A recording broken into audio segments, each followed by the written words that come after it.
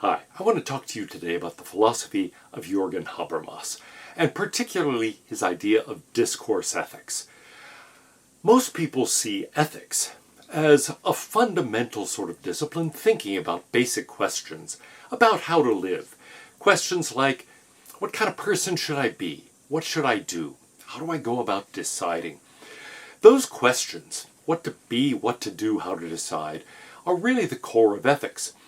Now, people have tried to derive ethics from a variety of different disciplines in a variety of areas, sometimes from a theory of evolution, sometimes from a theory of rationality, from a variety of possible sources that would explain how it is that, number one, ethical discourse makes sense, and number two, we could know what's true and what's false in ethics.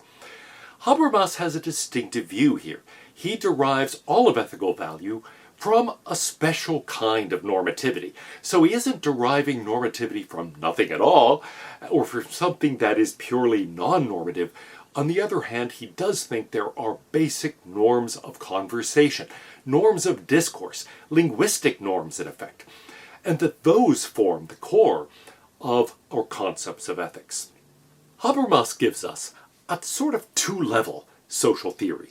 There's a micro-theory of rationality based on communicative coordination and rationality, and then a macro-theory of the systemic integration of modern societies and modernization. So he gives us, at its core, a theory of rationality in communication. That's the heart of discourse ethics.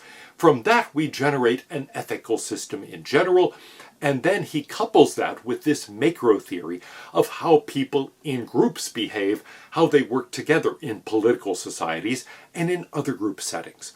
So let's try to understand the structure of especially the first part of that. I'm not going to talk about his general theories of society here, but I do want to understand that micro-theory much more clearly. The goal here is to reconstruct the practical knowledge necessary for being a knowledgeable social actor. Among, of course, other knowledgeable social actors. The idea is that we ourselves are rational beings, but we're not isolated rational beings. He does not want to use the kind of Kantian test of an impartial rational spectator, because that imagines a solitary individual, somehow drawn out of society and observing it from nowhere, as Thomas Nagel would put it. Habermas thinks that's a mistake. I am myself a rational, knowledgeable social agent in a context of other knowledgeable and rational social agents.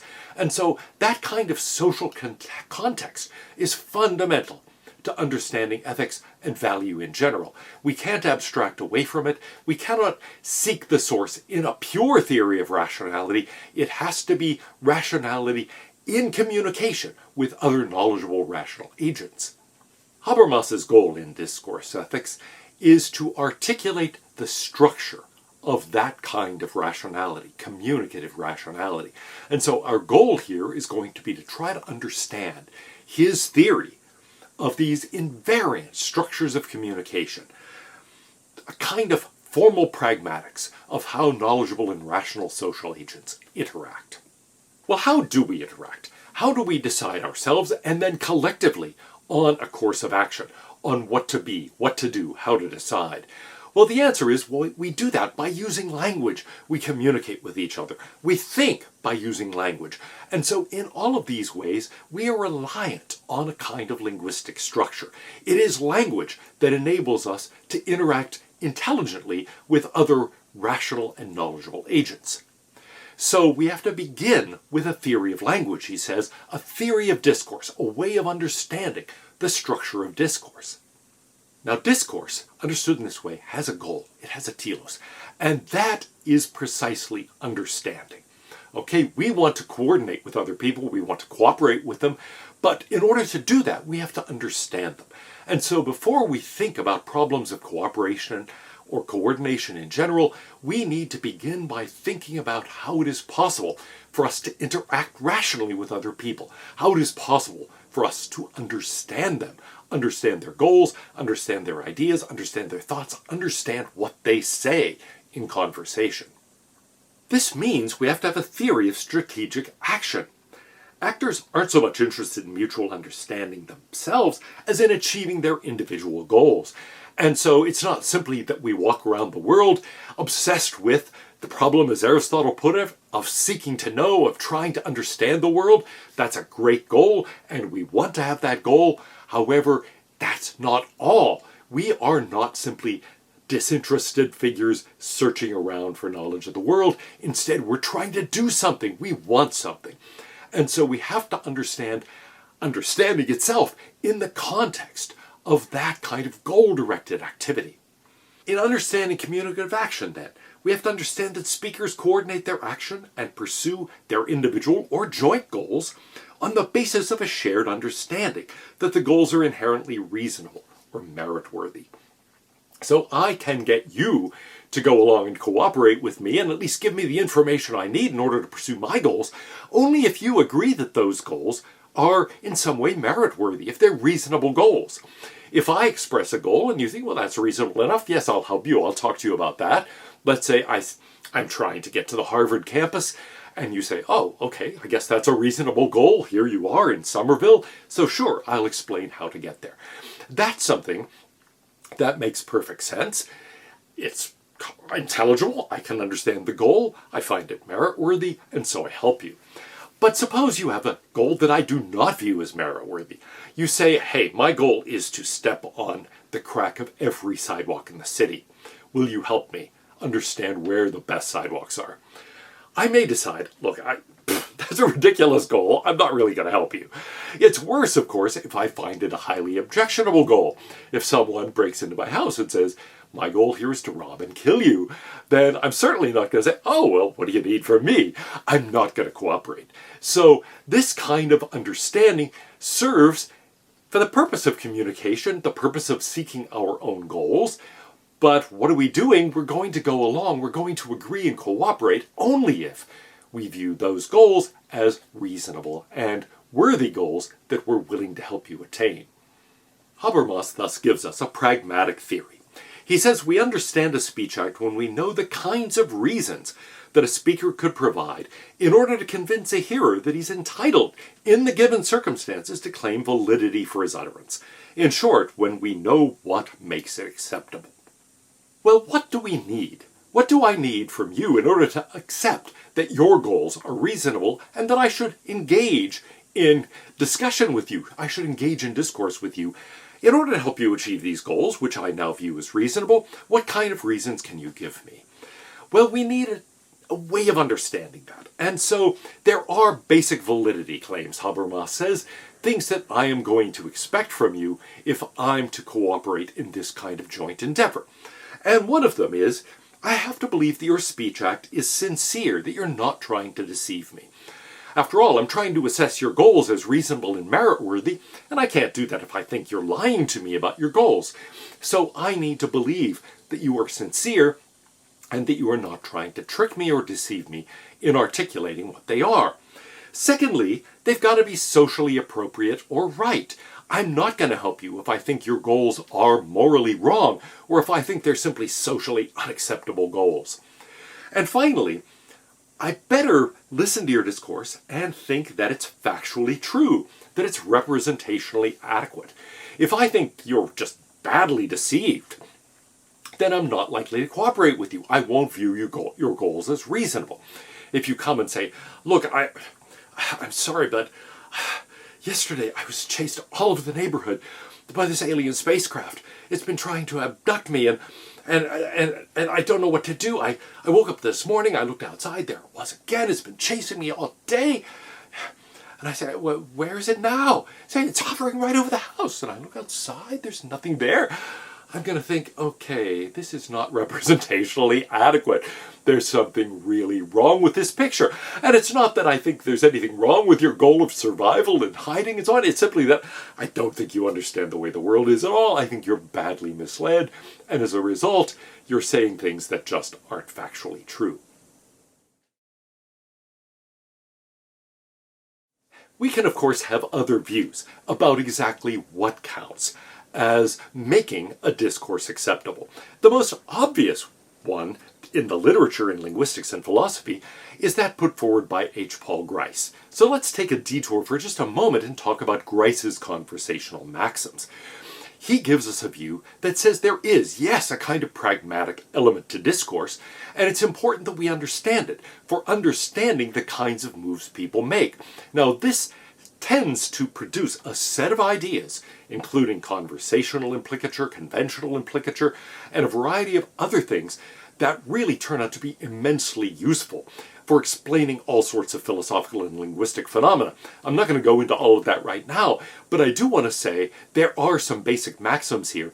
They're well confirmed empirically. They are very, very helpful in all sorts of linguistic and logical contexts.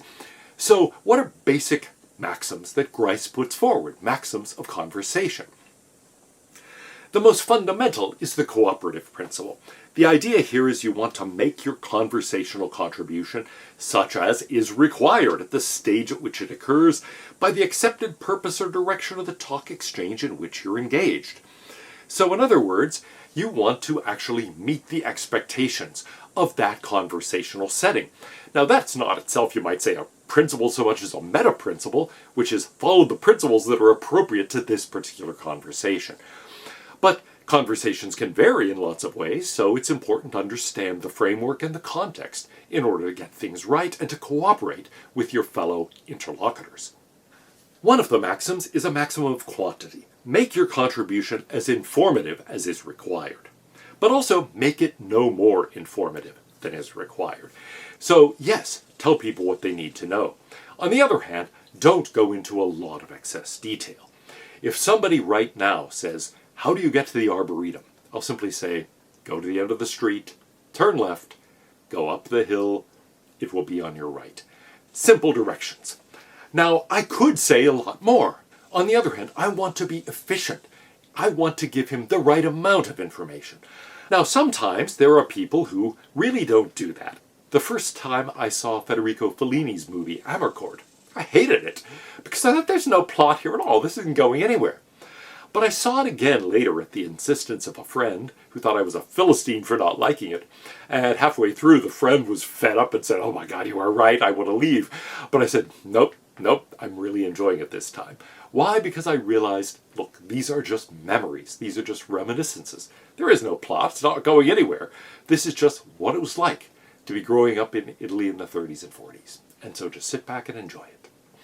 And that's what you have to do sometimes. You have to recognize, look, this is just painting a picture of another world that is not very familiar to me. Just take it in. There is no specific goal other than being immersed in that world. Another Gricean maxim is quality. Try to make your contribution one that's true. Say only what you have adequate evidence to support. So this connects very closely to Habermas's idea of representational adequacy. There's a maxim of relation. Simply be relevant. Get to the point. Don't just go off on irrelevant tangents. A lot of people do that. As I've mentioned, there may be contexts where, hey, the irrelevant tangent, it's all an irrelevant tangent. It's all just a sort of gestalt, a view of a world. But most of the time, I want somebody to get to the point. I say, tell me what beers you have on tap. I'm not really asking for a history of the bar or the restaurant. I don't really need to know what they were serving 5 years ago, but then why they replaced this with that and so on. Just tell me what my choices are. And so similarly, you might say in a lot of contexts, there is something you want to know. This is obviously very closely connected to the maxim of quantity, but I don't need to know about all sorts of other things that are irrelevant to the goal of this conversation. Finally, Grice has a maxim of manner. This is simply to be perspicuous. Avoid obscurity. Avoid ambiguity. Be brief. Be orderly. This, in other words, is, look, you have an obligation to try to make yourself clear. Once a teacher of mine, Adolf Grunbaum, was asked by someone what he thought of Lacan. And he said, I refuse to read anyone who does not want to be understood. Well, whether that's fair about Lacan or not, it certainly is, Grice would say, fair in general about our discourse partners. If I don't think somebody wants to be understood, there is no point in engaging in conversation. After all, we're trying to attain our joint or our individual goals. We're seeking understanding on the way to do that. If somebody doesn't want to be understood, it's tied to the point about deception or in some other way people not being truthful. We can say, look, if you don't want to be understood, I'm not going to actually participate in this conversation. People should avoid obscurity. They should try to be clear. They should try to say what they need to say, be brief, be orderly in order to be understood. Well, now let's talk about the fundamental ideas of discourse ethics. Discourse presupposes recognition of others, Habermas says, as equal participants in a joint cooperative enterprise. Norms of recognition, agency, equality, respect, and cooperation arise in the context of conversation. They form a central part of the discipline of pragmatics. Now, traditional ethical approaches see these pragmatic norms as something like applied ethics, ethics applied to the setting of conversation. And sometimes that might be a reasonable way to interpret them. But Habermas flips this on its head. He sees ethical norms as generalizations of pragmatic norms to other kinds of contexts. In other words, it's not that our norms of discourse are applications of general ethical norms to a particular linguistic context. Instead, it's rather that our ethical norms in general are abstracted from the context of discourse itself. Habermas's ethics rests on a single principle. Rules are justified only if everyone they affect could accept them in a reasonable discourse. Now notice that there is no assumption here that a reasonable discourse about an issue, topic, or choice would result in just one outcome, one set of beliefs, one course of action. Reasonable people might resolve problems in a variety of different ways, but a justifiable rule corresponds to one of those acceptable ways, a way that could emerge from a rational discourse meeting his conditions on communicative action. So the idea is simply this. We might not all agree, we might not come to some unified conclusion as a result of our discourse, that's fine, of course we won't. But we should come to conclusions that are actually acceptable outcomes of some kind of reasonable discourse. Maybe everybody doesn't agree with this, but on the other hand, it's something that reasonable people could come to an agreement about. And so that is a requirement on our norms of conduct. Reasonable people would have to be able to come to an agreement on those. They don't have to, in fact, come to that agreement. Maybe they don't. But it's a way that these questions could reasonably be resolved. So what it comes down to is this. We should act according to justifiable rules, rules that others could accept in a reasonable discourse. Habermas puts it this way: a rule is valid just in case the foreseeable consequences and side effects of its general observance for the interests and value orientations of each individual could be jointly accepted by all concerned without coercion. So the picture is this. Rational agents might, at the end, disagree about what to do, but then agree that certain options are options a reasonable person might choose, while others are not. After all, we might not agree with our colleagues on the right course of action, but we could agree that these are fairly reasonable courses of action. A reasonable person could conclude that that's the way to go, and others are completely unreasonable. Somebody says, should we hire candidate A or candidate B? Somebody says, I think A. I think B, says somebody else. Somebody else says, I'm not sure either one fits the bill entirely. Maybe we should decide to repost the job later and see if we get additional candidates. All of those are pretty reasonable. But what if somebody says, I think we should just offer jobs to all of them, to both A and to B, and to maybe C if we can find somebody else. Say, well, we don't have the money to do that. That's not in the budget. We can't afford it. Well, it's unlikely that all of them would accept anyway. You might say, no, this is not a reasonable course of conduct. And so certain outcomes, even if we don't agree on them, we can at least agree are reasonable. Others we would rule out as unreasonable. And so Habermas says, well, we have to choose one of the reasonable ones, one of the ones that reasonable people could agree to, even if in practice, in fact here, they're not coming to any agreement. I've been saying that Habermas's view is inherently social, unlike, for example, Kant's. But from another point of view, Habermas's ethics builds on Kant's categorical imperative. Act only on that maxim that could be willed as a universal law. but with discourse or dialogue standing in place of an impartial, rational spectator. People have different views of the world. They solve problems in different ways. They have different goals. But they can communicate and they can cooperate to solve problems together.